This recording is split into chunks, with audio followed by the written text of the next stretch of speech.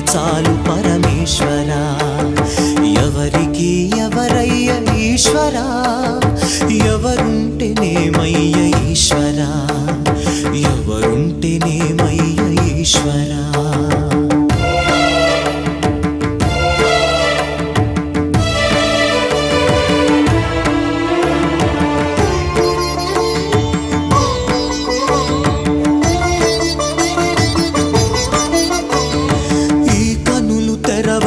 జననం ఈ